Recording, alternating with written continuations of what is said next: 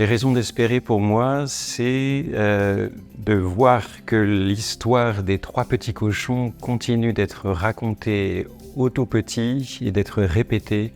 et qu'elle puisse être aussi racontée aux adultes. Souvent, on pense que c'est tout simplement l'histoire de un cochon meilleur que les autres a construit une maison plus solide que les autres. C'est un premier niveau de lecture qui permet de diffuser largement quelque chose sous un air de bonne morale. En réalité, il y a un autre niveau du conte que je trouve beaucoup plus intéressant et pour moi source d'espérance, c'est que c'est l'histoire du cochon 1 qui passe de cette maison de paille qui est soufflée par le loup vers la maison 2 qui est une maison de bois, qui est plus solide, dans laquelle ils sont deux et qui est aussi soufflée par le loup, vers une maison 3 où ils sont 3 cette fois-ci, c'est-à-dire qu'on a de plus en plus de relations et cette maison-là est solide et le loup n'arrive pas à la souffler.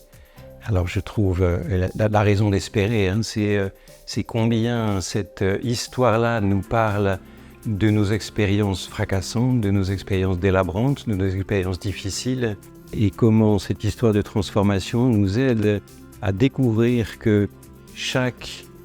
souffrance ou chaque blessure ou chaque déception, en fait, devient l'opportunité d'une nouvelle étape de sa propre vie, d'une nouvelle étape de son accomplissement. Voilà, le cochon 1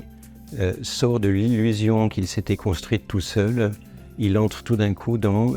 la découverte de ce que c'est qu'une relation avec un autre cochon, dans laquelle une autre relation se crée, qui est une maison plus solide, la cabane de bois, et que cette réalité-là peut elle aussi être soufflée et elle aussi être détruite, et que c'est l'occasion d'aller vers une troisième étape de soi, qui est cet accomplissement de l'ouverture à un tiers. C'est-à-dire, je ne suis plus dans l'entre-soi avec quelqu'un qui pense comme moi et avec qui on est OK,